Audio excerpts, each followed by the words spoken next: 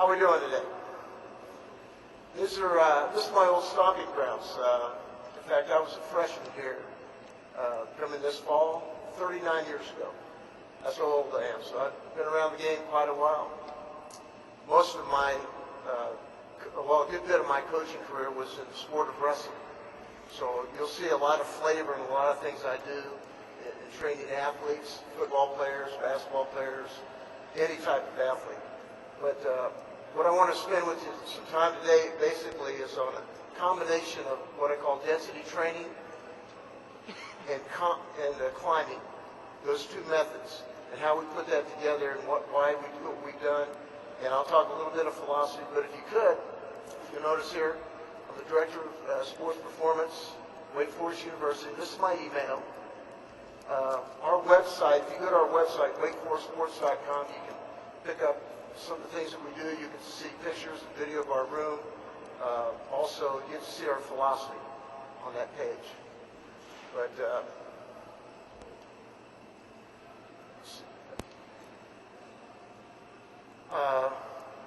I think that, because I was a wrestler, because I've also been a wrestling coach, I think there's nothing more important than the practice. Practicing the skill of the sport in wrestling. In my sport in wrestling back in the days, back in the early 70s here at the University of Tennessee, it was hundreds of thousands of times we would do the skill of the sport. If we were doing an arm drag, we'd do it 100 times or more each day, or single leg takedowns, or stand-ups, or whatever the skill was. But that sport was the most important, that practice was the most important part of our training. And I still feel that way very strongly. What we do as sports performance coaches is to enhance that, to make that better. And that's it. I know people, folks that have had here, guys in their room that have had the best bench press or the best squat, and they're really not playing much, or they're not wrestling much, or not, whatever. And I think sometimes we put too much emphasis on the amount of weight that's lifted. My thing is, you want to have optimal weight. And I'll give you some gold standards that we have at Wake Forest, and I change those from time to time, and I'll show you at the end of our slideshow. But the most important thing is that sport practice. For us as sports performance coaches, the most important part of our workout is, this is the actual workout, how we train our kids. I think it's very important in the athlete's responsibility to be prepared for those workouts. What they do between the workouts is what's going to make them champions. It's what's going to help them. So what are their eating habits, their study habits? Are they getting some extra stretching, doing some extra things on our own? Our philosophy is to not take too much away from our athletes. We want to make sure that we train them, but that we don't overtrain them. If we leave a little bit of energy in their tank, that we encourage them to have some creativity and take some ownership. And I'll share with you some guys that we've developed that are playing the NBA, the NFL, that I don't ever take credit for it. And by the way, the same token, you guys you've worked with teams before, and once you convince the coach to lift in season or to lift hard out of season, and then they have a successful season that year, sometimes we have a tendency to take credit for that. I caution you not to do that, because all it is a piece of the puzzle that should be filled. So what we try to do is to make sure we fill our part the best that we possibly can, to make that athlete the best athlete that we can. When I coached wrestling, I found as soon as I made that wrestler a better athlete, he automatically became a better wrestler. So if I can give him better athleticism, more flexibility, more power, more strength, automatically he was a better wrestler. But his transference to the skill of the sport relies on the athlete and on the sport coach. They have to come up with that. They have to do it. You can build that better athlete, but they have to put it together with the skills and tactics of the sport. In this list, or those workouts that we do, discipline, focus, intensity, and toughness. I still go back, as a wrestler, I work predominantly with what we call the thick neck sports. I love football and wrestling and rugby and judo and jiu-jitsu. Those are the type of guys that I normally train, although I've worked with women's rowers right down here in Chattanooga at Macaulay School. I worked with the U.S. Women's rowing team. But I think it's important for all athletes to be tough. And so, there's that part of me that was always trying to work on their mental toughness and that discipline. You know, when I coach wrestling, I think it's very important that you have athletes that are coachable, that are teachable. And they can't be that if they are cocky or if they know everything. So what I would do is in the wrestling, when you walked in the doors, as you walked in the door, they would bow when they walked in, they bowed when they left. And what I was trying to do is get them to understand that if they're coming into a room, whether it's a sport practice or a weightlifting room, whatever it is, that person in front of them is there to help them make them better. So they take that empty glass and they say, Coach, can you fill this up for me? And that's what you're doing as a sports performance coach, trying to help make them better. And I think it's very important that they come in with that kind of an attitude. All sport coaches need coaches. When you start that workout and you have them hit a knee and they're in front of you, all coaches need athletes that are coachable and teachable. If you can work with your sport coach, and what you do is have opportunities for being more teachable and more coachable, you're going to help that sport coach. Give you, for instance, today you get to see a lot of coaches work on things like a lot of snatches, cleans, clean and jerks, overhead squats, very complicated lifts, very complicated things. In order to get those things across, that athlete needs to be coachable and teachable. If someone were to say, Coach, I've got a machine over here, it's a squat snatch machine. It's going to give you the same type of results that you would if you taught a squat snatch. Would I actually do that? I would say no. I would still take the barbell or dumbbells. I'd still take the harder way so that I can teach and coach. Because I want to teach and coach, and I want athletes to be teachable and coachable. If you just put them on a machine, here's your card, that really doesn't, there's not a real connection there with the athlete. And I think there needs to be that. And that's why I love seeing how our profession has evolved. That evolution. What we're showing you, what these coaches are showing you today, what I show is things that I believed in since the 1960s. All right. Your success as a coach is dependent on how you manage your time, your space, and how you manage people. Actually, if you manage time and space pretty well, you could fool the athletes because they actually think you know what you're talking about. So they all go hand in hand. But how you manage time, how you manage space, how you manage people. I really love seeing what Coach Lansky did, where he worked with the team group, and he had all the guys going together on the whistle or on his command. That's coaching. And I love to see when coaches coach and kids respond to that coaching. What I want to share with you today is the combination of density training and climbing methods, and I'm going to show you how we develop or create volume with our intensities. Now, density training basically came from, back when I was a wrestler back in junior school, the coach told me, he says, look, if you do a lot of push-ups, this will really help you with your wrestling. Well, being the fanatic that I was about training, I started doing 500 push-ups a day. But I didn't want it to be those, where you're just doing partial push-ups. I wanted to make sure they went all the way down, all the way up. So I was looking for quality of the push-ups. So what I eventually got to is where I could do 50 sets of 10 reps every 60 seconds. It took me about 15 seconds, 20 seconds to do perfect push-ups. So I'd have 45 seconds rest, okay? And I would do that. And every push-up, you had to touch the chest down, you had to lock your arms and paws at the top. Chest down, lock the arms, paws at the top. So you got 500 perfect push-ups. A lot of the old training that we did when we were younger back in the 1960s is we did a lot of farm work. A lot of our better athletes were kids that where parents were roofers or masons or farmers, and we baled hay and chopped cotton and did a lot of farm-type work. And that's how we actually got strong. But here at the University of Tennessee, when I got here the first 2 years, I was all right as a wrestler. I won a conference a couple times, but I really became a better wrestler when I started doing Olympic lifting. And if you know this old building right next door, 37 years ago, there were two rooms. On the right-hand side was the free weight room, and the only guys that lived in that room were the sprinters, the throwers, and the wrestlers. On the left-hand side was the football players, and they actually did the knowledge machines. Now, eventually they got rid of the knowledge machines, and everybody went to the free weights. But that was what happened. I would sneak across from Gibbs Hall. I lived there for 4 years, and I'd sneak across over to Stokely, go down into that weight room. I had to wait at Jimmy that door, and I'd sneak in there about 6 o'clock every morning.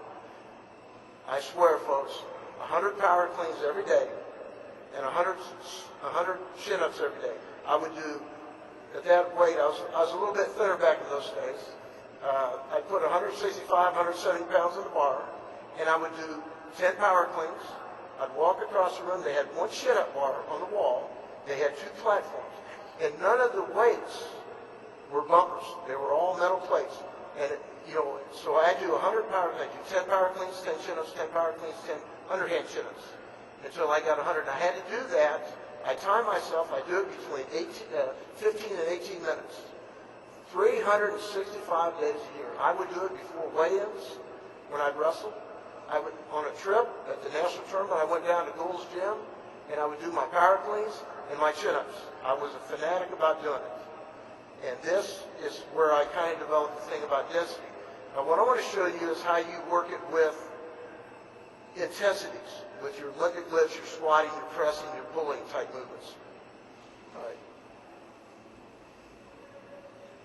If you will look at the top, you'll see the percentage of 100%. Your predicted, of course, your 1 rep max is 100%, and 95% is a predicted 2 rep max. And as you drop down all the way down to 75%, you see it's 75%, 10 rep max. That is a predicted 10 rep max. Does everybody see that? So don't confuse it. We want to know what their actual 1 rep max is. So what we do is we have the 1 rep max, and we assign 75% for 10 reps. If the lift is very important to us, it's a high emphasis lift, we are going to double the volume. If it's medium emphasis, we're going to take it 1.5 times that volume. Does everybody see that? So if you look down the thing here, down the column of medium, high, under volume, and you'll see 85% 6 rep max, 1.5 times, 9 reps, total reps, or 12 reps. Now we're still going to make sure we do warm-up sets. But what we're doing is, if on a quick lift, now it's not actually 9 reps, you do 4 doubles and a single, or you can do 5 doubles, however you want to do it. But if you're doing, if it's a high emphasis lift, you're going to do 6 doubles, which is twice the volume of that 6 rep max at 85%. Does everybody have that? It's pretty easy to follow once you get it. Okay? And I'm going to show you how we do a 4-week, an 8-week, and a 12-week. But this gives you a way to create your volume. Why do I know this works? Let me tell you, I've tried 4 times the volume, I've tried 3 times the volume, 2.5 times the volume. I've tried a lot of different things over the last 30 years. I found it's best to double the volume, but make sure that those sets, multiple sets, low reps, was best. How do I know that? I'll give you for instance. 2 years ago, we had 90 players working out. Out of the 90 players working out, we had 62 that could power clean over 300 pounds. Not bad numbers, and I'm not necessarily an Olympic lifter, but to have 300-pound cleaners and 62 of them out of 90 can power clean. I'm talking some punters, some kickers, some receivers. I had receivers hit 330, 352. So we have some pretty good numbers in our lifts. This density training is a great way to work. I like it, but I've also got a better way when you combine it with climbing. And basically climbing is starting at a lightweight, around 40 or 50%, and climbing up to a top triple, double, single, 4, whatever you're doing, once a month. You only do it once a month. All right. Here's your 4-week density climbing methods. So on week 1, your intensity is 70%. If it's a medium volume or medium emphasis, you're going to do 18 reps. If it's high emphasis, you're going to do 24 reps. So, what are you developing? It's a power endurance. Coach Lansky had a great thing where he showed you on his percentage that he likes to work at 65 to about 85%. That, in my opinion, is ideal. I really, it's hard to be king lifting the princess weights. It's very hard. You've got to eventually put some weight on the bar. If you want to be strong, you need to put some weight on the bar. I really found for athletes to work in that 70 to 85, 65 to 85% range is a must. You have got to do that, some folks. All right. Then you notice that we went from 70% on week 1 to 80% on week 2. The 80% is the highest end of power and it's the low end of strength. All right? At about 80%, the bar starts to slow down a little bit. All right? So you're still trying to move that bar fast, but it's still starting to slow down. So strength is starting to come into play. All right? Of course, our method is density. And then on week 3, we do what we call a deload. We drop back down 5%, and we cut the volume down to the rep max volume. So at 75% is a 10 rep max. We might do 5 doubles there. All right? Or if it's a bench press, I might do 2 sets of 5. And then we do, on week number 4, we climb up to 95%, should be 92.5. I'm sorry, it should be 92.5, and that's a 3+. 92.5 for a 3+. So what we do is we might do a double or a triple at 50, 60, 70, 80, then hit 85, and then we hit a triple at 92.5. This is our 4-week program. All right? If I add another 4 weeks, I might start at 70, and then go to 80, and 75, hit 92.5, I should have. Then we start the next 4 weeks, 75 to 85, climbing up 10%, a deload at 80% for 8 reps, and then we'll go to 95% for a double. But you see how we're mixing. In every 4 weeks, we do 2 things of density, 2 weeks of density, 1 deload week, and then 1 climbing. Give you an idea about climbing. Ed Cohen, one of the greatest power lifters of all time, they interviewed him one time. They asked him, they said, Ed, what do you think about the bands? Guys using bands. He says, I've heard they're pretty good. Have you ever used them? No, never used them. Well, what about the chains? Chains on the bars. He says, I have some guys with some friends that have used those before. You've never used them before? No, never used them. Well, what about like the block bench presses how about box squats? I've heard Louis Simmons has success with that, doing the box squats. Some of his lifters have success with it. But you've never done it? He said, no, never done that. He said, well, what do you do? He said, what I do is I start about 40%, and if I'm going for triples that day, I do triples about every 5 to 10%. I climb up to my heaviest triple, and I hit that weight if I can hit it, and then I go to the next lift. It might be deadlift, it might be squat. And they said, that's the way I train. Folks, if it works for the greatest power lifter of all time, and I've seen great Olympic champion weightlifters, Olympic lifters do this, it can work for your athletes as well. I don't emphasize doing it more than maybe once a month. I think it's a great way to put it in, but I like the density, getting in that range of power and a little bit of strength, but that 70 maybe to 85% range most of the time, and then every once in a while get up to 90, 92.5, 95%, so they can actually feel a little bit more weight on the bar. I think it'll really help them. And then I've also put in a 12-week program, starting at 65, climbing all the way to 95. And I don't have to explain that, but you can see what development you're getting: power endurance, power strength, a bunch of things, different methods in this. I found this to be actually the best way we've ever taken. It's exciting, it's fun, but let me throw something at you. What we do now is we do what we call staggering. Staggering the density and the climbing methods, so that in every workout, no percentage is the same for your big lifts. If you're doing, like on week 1, you've got power clean, you're heavy, high emphasis. Front squat, medium emphasis at 70%. Your incline would be medium emphasis at 80%. Your deload on the clean and jerk is medium emphasis. Back squat, heavy emphasis. Okay, at 75%. And your bench is climbing for high emphasis. And then notice how everything shifts over to the right. And on the furthest right you're climbing, you go back the next week back to 70%. And it just keeps staggering and rotating.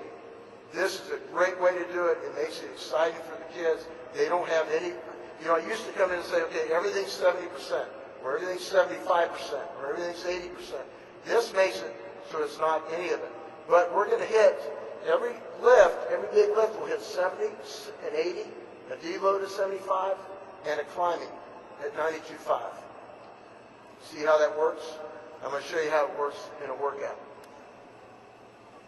I'll tell you one other thing that I found. And Rich, you're an Olympic weightlifter. I'm not. But what I found is that eventually I got to where I only do 2 full body workouts a week. I found out I got the best results when I put, a quick lift, a squatting movement, a pressing movement, a pulling movement, either a snatch pull or a clean pull in those full body workouts. But I only do it twice a week. I found out I got the best results from that. And then I'm going to show you what we do we call it upper body or get your numbers day. Actually, it's a lot of core development in our workouts on that day.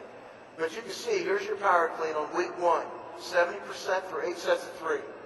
Now, you don't go right to 70%. You still have to hit a double and a double and a double at 50 and 60%.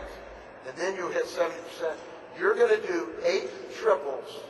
And I like, if the reps are 1 to 2 reps, I start a new set every 60 seconds. That's important. If you're going to do 8 triples, so if it's 3 to 4 reps, I'm going to go every 75 seconds. If it's 5 reps or more, it can be anywhere from, 90 seconds to 2.5 minutes sets. But I really like the singles, doubles, and triples for most of the lifts. When I get to the bench press, I've got some different things I do with that, but mostly for the squatting and the cleans, the snatches, and jerks, I like the reps pretty low, and I really like doing that on time. So, and I'll show you a video here pretty soon. What I do is I've got, in our room, we've got 11 platforms here and 11 platforms here. And there's a 4-foot alley that we walk in. There's a clock, and there's a clock here, and they run second for second. We have our TV screens that show all the workouts. So I'll walk up and down, and I'm coaching kids up, and my coaches are coaching, and this is the alley for coaching. Then there's a squat stand here and a squat stand here, and then the platform behind it. So all the athletes are facing you. The athletes that aren't lifting are off the platform behind you. I've done it before where we had the power racks out here and the power racks here, then the platform that's next to you. What happens is all the football players are back here. I'm shorter than any of them. So I can't see them lifting. So I came up with this idea after watching some of the old Bulgarian lifters work out. And they had the same sort of thing. Here's a squat stand, and the coach, he had a smaller alleyway to walk in. But what happens, I made it a little bit wider, but that's how they train. That's how they coach their kids up. And I thought it was a genius way to do it. And especially when you have large groups, get those guys out of the way that aren't lifting, so you can focus. Normally we run 10 platforms at a time with football. So I can see 5 and 5 here, walking up and down, going, grabbing, talking to them about correct your technique, get your feet close together, whatever you're supposed to do. And I found that to be a very much more efficient way to coach and to teach. All right. You see our clean pulls, our back squats. You're 75% for 2 sets of 5, so obviously you're deloading on the back squat. Incline, you're doing 3 sets of 4, medium emphasis at 8%. But this gives you an idea how I would progress from week week 1 to week 2 to week 3, week 4, and none of those percentages are the same within that workout, but they're all rotating. They're all staggered and rotating. It just makes it a lot more fun. Guys, I promise you, you will see numbers go up in your weight room, and you'll see less problems with injured athletes because density is looking for quality of the repetition, the quality of repetition. So if that kid steps up there, he's got to hit 2 reps. He's going to get himself set, gets good position, he hits his cleans, he drops it, he gets reset, gets clean, he steps back, next guy steps in. So if you've got 3 guys on a platform, everybody's moving. If you have to change weights, you all have to work together, change those weights, change them up. And that clock is moving. So if we're doing those 8 triples, they better be ready. In a minute and 15 seconds, it's starting again, once we started. So it keeps them focused, it keeps them intense. And I challenge them every day. Are you going to get those 8 triples in that time? You're going to hit it. Does everybody see that? So I put that pressure on them as a team and as an individual athlete. Put the pressure on them. All right. So you see this is a 4-week. And of course, you can carry on over for 8 weeks and whatnot. This is more of the upper body day. And basically, my guys, they still think that a hang snatch or a hang clean is still upper body. But I've convinced them there's a way for me to get an Olympic lift in every workout. So I throw it in, and we just come out and do maybe 5 triples. You know, just get it up there, warming them up a little bit. But it gets them, you know, explosive. You know, I know that they know how to use their strength when I see the efficiency in doing the Olympic lift. I can see it. They got strong in their squats, that sort of thing. I can see now, are the results there when they go to actually jump and get that weight above their head. Okay? They can produce power with it. So I always start out on the upper body day with a hang clean or a hang snatch. All right? And then we superset the 1-arm bench and the 1-arm row. And they'll have a number that they need to get. Like, let's say I've got an offensive lineman, his number is 150 for 8 and 8. When they do the 1-arm bench, that's something I started doing even here at the University of Tennessee a long time ago, where you lay down on the bench, you put one hand on your belly, and you got to take that dumbbell and you got to touch it to your shoulders, and then extend that arm out. Now you're thinking that it's a pressing movement. Well, it's not really a pressing movement. It's like you're wrestling that weight up. You have to be careful, old guys. You got blood pressure problems. Watch yourself a little bit because that head will explode. But what you want to do is you're trying to drive that weight up, but it's all in your abs and obliques and that leg, that right leg. If you press with your right arm, boy, this whole side of your body is just working. It's a great gut strength. We call it gut strength. Trying to really develop this gut strength, abs and obliques, that sort of thing. But you're wrestling the weight up. So he's got to try to get that 150 for 8 and 8. Now the heaviest we ever had, we had a guy do 170. He plays for the Cleveland Browns. He could do 170 pounds for 10 and 10. That's the most we could get on the dumbbells. So he did 170 for 10 and 10. Tremendous gut strength, those abs and obliques, and it's really good because you know when you're blocking out there, you never have the same resistance when you're blocking an athlete. It's just not the same. It has to go through that gut down through your feet. And by the way, I really feel strongly about this. The best way to develop your core is standing up. Squats, cleans, lunges, back step lunges, snatches, jerks. That's some of the best ways to develop your core. They had this bodybuilder and Olympic lifter on this talk show one time, and the lady asked us, gosh, you look like you could lift a lot more weight than this guy. The Olympic lifter didn't look quite the part. He was a little thin, but the bodybuilder was all puffed up. And she says, and she turns to the Olympic lifter and says, what is this? You look like you're just a regular guy off the street. He says to her, this is what an Olympic champion looks like. It doesn't matter what you look like. It's what you can lift. It's what you can do. It's what you can get up. It's not the looks. It's what you can do, how you can produce power. And that's very important.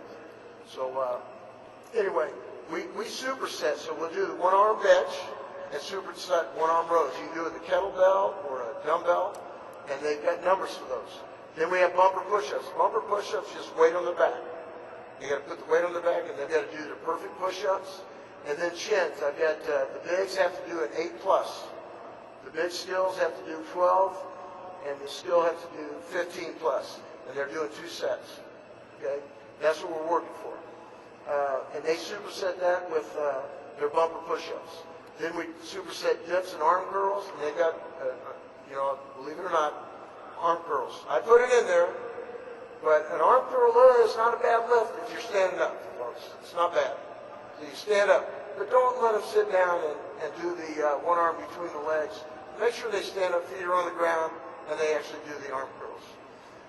Then I like the kettlebell press. The kettlebell press, actually, where I got the one-arm benches from the old strongman. If you watch the old strongman, doing the old kettlebells like this, and I thought, boy, that'd be great on the bench. Let's see how that works on the bench. It actually works really well, too. So we put them both together in the same workout. You take a kettlebell, and what you do is if you take your fist under your chin, and they roll the elbow out, and then you press it up, and then you bring it back inside. So every rep, we have guys doing 88 pounds plus on the kettlebell. So pretty good strength, a lot of good core strength. And then the last superset is the wrestler twist. You guys see those ones for the, let me tell you, a guy that brought it to the United States most recently was a guy named Pavel Satsulin. In his book, he shows where he has the one end of the bar, is empty end of the bar is in a corner with a towel wrapped around, then you have the weight on the other end, and you bring it up, and then you switch it over. Back in 1974, I went to watch our national team wrestle the Russian team. And there was a guy named Abdulbakov who was a 2-time Olympic champion, 136.5 pounds. The guy was like this tall, but I mean, he was a little stud. And he was in the workout room, and he had the same thing. He just had a 45-pound bar, a 45-pound plate on there. But he was just ripping that thing off, doing like this. And you can go to YouTube and look at some of these things, and you'll see the tremendous strength some of those Greco-Roman wrestlers, the old wrestlers have. But this came from the sport of wrestling and the throwers over in Russia. And that's where it came. So I call it the wrestler twist. I'm not going to throw it. I'm not going to call it a thrower twist. I'm an old wrestler, so I'm going to call it the wrestler twist. And then the med ball toss to get that power, explosiveness with a partner or against the wall. And we superset those two. And then guys, at the end, I throw some plyos in there. I'm a big believer in rope skipping. I think kids should be able to skip rope. Eye-hand coordination, very quick touches, light on their feet, that quick touch. A lot of your big guys, I tried the in-depth jumps. For a lot of your big guys, a lot of football players, your big skill and your bigs, sometimes it's so much weight to the body, and if you're doing a lot of snatches and cleans and jerks, you're already doing a lot of plyometric already. I think it's kind of overkill to do a lot of in-depth jumps. I think box jumps are good. I like some of the bag hops. I think those are good. But skipping rope is probably one of the best things for a lot of your big guys to do. They get really good at skipping rope. They have quicker feet. They'll move a lot better. And then you guys know about the band stretch, the foam roller, things like that. I'm kind of interested in Greg's, where he shoots you with a needle in the hip. I think that's pretty good. I'll have to get that done. Coach Cook. But anyway, this is not on the page here, but this gives you an idea of some things that I think about when we give kids a Gold Club shirt. So if they match in this position, if they match all these lifts, they get all these lifts at that number or more, we'll give them a Gold Club shirt. So like you take your specials, they might have to do a power clean at 253. Your big skill have to do 286. Your big skill would have to do 300, your skill 286, and your big's 308. Now we want them to go beyond that. We like to encourage them to do more than that, but if they can hit that number, I feel pretty good about it. The hang clean, 308 for the big skill, 330 for the bigs. Clean and jerk, 220. We let them choose if they want to do a squat clean and jerk or a power clean and jerk. It's up to them. But what we do is we have standards. If I were coaching back in high school and I went to a school and they've never done any of these lifts before, I might say power clean 154. Because if you've not done these things before, you want to encourage kids to do them and get good numbers. You get the numbers to get that shirt. All right? So we're trying to get guys to get the shirt and encourage them to do well. But you can see some of the other numbers. I've never been, I've always done snatches, hang snatches, and power snatches, but not for a lot of weight. I put this in this year.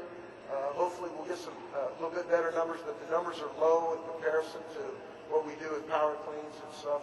But I'd like to still see them try to hit these numbers. They won't get their shirt unless they hit all these numbers. That's what I'm saying. But this is our goal club, and I think it's good to have some standards. But I want to also caution, like I did before, a lot of times you have a guy that's a weight room hero. He's got the biggest numbers in the room, and he actually never plays on the field. And I've wrestled with a lot of guys that with big muscles, big arms, big legs, they cannot wrestle. They don't know how to turn it into sport. They can't transfer that strength and power into sport. If you cannot do that, then don't do it. It's like being too fat, being too muscled, being too strong. It's all equal to the same. Why? You should work on what? The skill of the sport. They need to get good at the skill of the sport. Everybody see that? So that's just me speaking as an old athlete, as an old coach. You've got to master the skill. All right. We're going to try playing some video. What time? Okay, we're over. All right. Yeah, go ahead. Let's play that video. If you give us a couple minutes, folks, we're going to try to get this video on.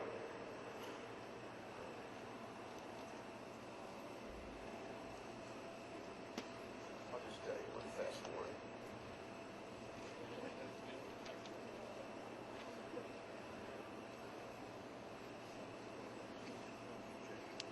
This is kind of a compilation of a lot of different years when I was at Ohio, my college school, and Chattanooga.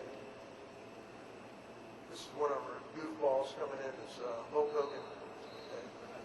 Make sure some of you guys have already seen this video.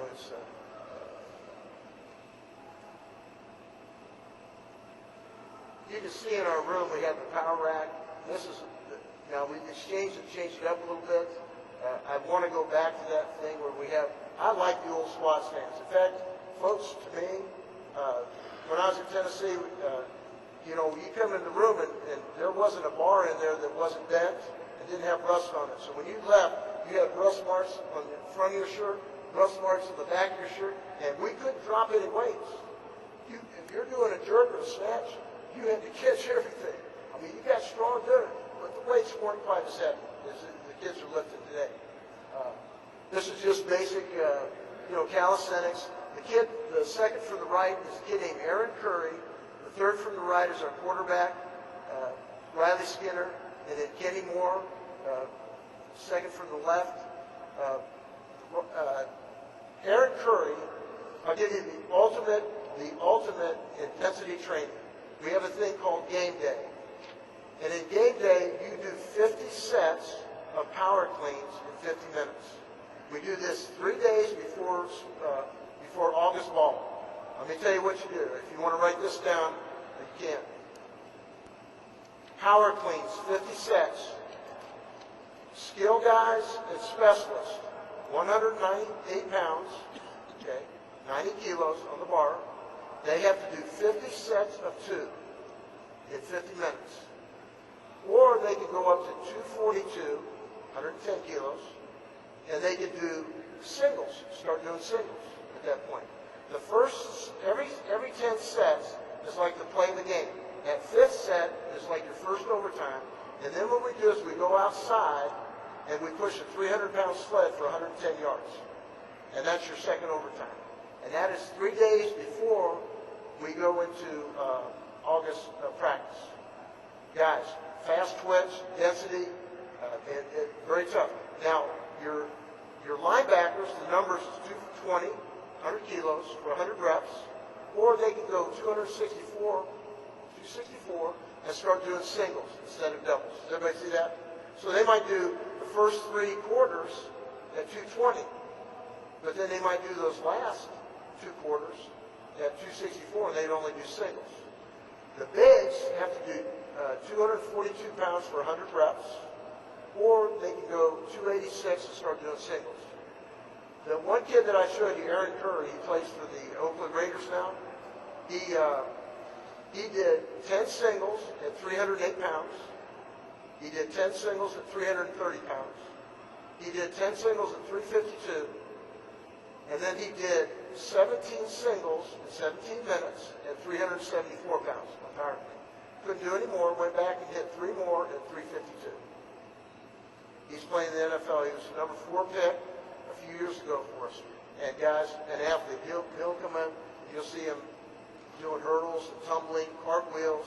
Very, very good athlete. And I'll talk a little bit about tumbling. Let me mention tumbling.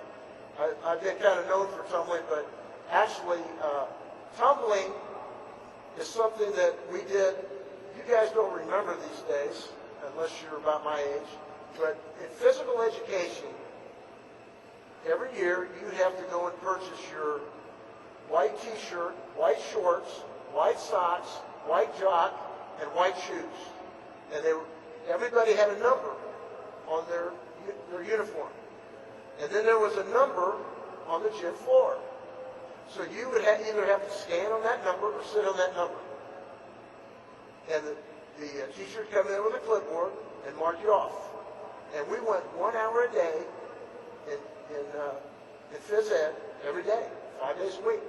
It's a lot different. My children, they've gone like 30 minutes every 2 weeks. But back in those days, it was a lot different. Everybody did phys ed, and everybody had to dress. And then at that time, what they do is we pull out these old camel hair mats, we'd wrap them up, and we'd have to do tumbling. We did crab crawls, and bear crawls, and cartwheels, and diving rolls, and backward rolls, and I just tell you, I found it very, very athletic, very good things to do. But here's the key to it. And you're going to get the body warm, and you're going to get great flexibility in the Achilles tendon, in the calf muscles, in the knees and the hips. You get very good flexibility. But what happens is you have fluid inside your ear, and that gets jumbled up. If I took anybody right now, we can open up right here, and I have you do 3, 4, 5, 4 rolls, I'll bet you most of you will find out what you have for lunch today. If not, you'll be grabbing for sky hooks, because you're disoriented. You get disoriented when you're doing those things. However, the more you do it, the quicker you'll learn to hit that roll and focus your eyes and reorient yourself. When you do that, you're a better athlete. You're a better athlete right there, because now you have kinesthetic and spatial awareness. You have a better feeling for where you are in space. And that's very important for athletes. So don't underestimate tumbling. I think it's great stuff. So if I were coaching volleyball or basketball, I would have it all. Can we fast forward just a little bit?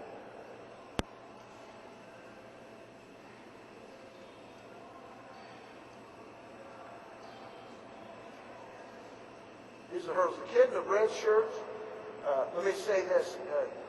Go ahead. Go to the tumbler. Just see if you get right to the tumbler.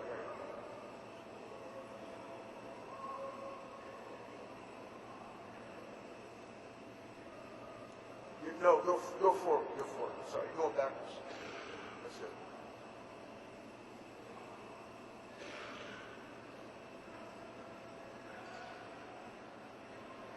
When you get to the tumbling, just go ahead and play it. Okay? You know what tumbling is? Rolls. Okay. That's it. Keep going. That's good. Anyway, the kid in the red, this kid is Stanley Arnott. The other kid I talked about, Aaron Curry, both of them went to the combine the same year. Aaron Curry, when he came in as a freshman, ran a 4.740 at 190 pounds. 5 years later, he weighed 256 pounds. He ran a 4.5340 at the NFL combine. There, that's good, right there. That's some wrestlers at Ohio University. We were in the weight room. We're in the locker room at Ohio University. The football coach was as crazy as I was, so I asked him if we had a small room, about 1,900 square feet, and he allowed me to train the athletes doing rolls in the locker room. So we left the mats in there, had the plyo boxes in there, and guys would be dressing. Once in a while I had to clear the guys out so when the girls come in and do their tumbling. But or they're taking showers. But anyway, you see how they're tumbling. Anyway, Aaron Curry and Stanley are going to the combine. 5 years later, Aaron Curry runs a 4.5, 3, 40, and 256 pounds. The guy that got second in the 40 was Stanley Arnott, a 4.54. Both from Wake Forest University. Folks, all it is developing a better athlete. Deep squats, you saw the coach was talking about deep overhead squats, your front squats, your back squats. Get them deep. My thing is, if your knees are hurting, go deeper. You know, if you got tendonitis, squat them deeper, stretch out, put ice on it. I believe in making them tougher. You get these guys with the tendonitis, drink the cherry juice or whatever. But get back in here and squat deep. So I'm a big believer. Now these are my 3 children. This is an old wrestling mat I brought. This is 11 years ago. Of course, my daughter on the far left is 25 years old. She's in the count. I'm bragging about my children. Anyway, my son is now 18. And my other daughter, she's graduating from Wake Forest this year. So this is about 11 years ago with them. Folks, I've run out of time. I've enjoyed it. I'll stick around for anybody that has any questions. But, folks, if you want to come visit Wake Forest University, we have a small room right now. It's about 7,000 square feet. But if you'd love to come over and sit down with us and visit with us, you want to email me anything I can do for you, our room is open for any workouts. You want to see any team workout, if you're coaching volleyball or baseball or what, we don't have wrestling. But if any other sport we have, please come visit us. We're just over the mountains. Just come in and see us, or call me up, and we'll be glad to have you. Enjoy it. Thank you very much. This is the combo right here. This is Ohio University, the old weight room. Turned it off. I'll talk to you later. There we go. And what they do is they're combining like RDLs, the clean pulls, the power cleans, the squat cleans, the jerks. I had the U.S. women's rowing team. Once a week, they had to do 10 sets of these combos, and they had to do it in 22 minutes. Their heart rate after the third set never went below 177. It took about 45 seconds to a minute to do the combo, but after the third set, they never went below that. Great conditioner, anaerobic endurance, great way to condition, great way to work on your technique of lifting as well. I guess some hard-headed wrestlers here, but they still did it all right. Thank you very much.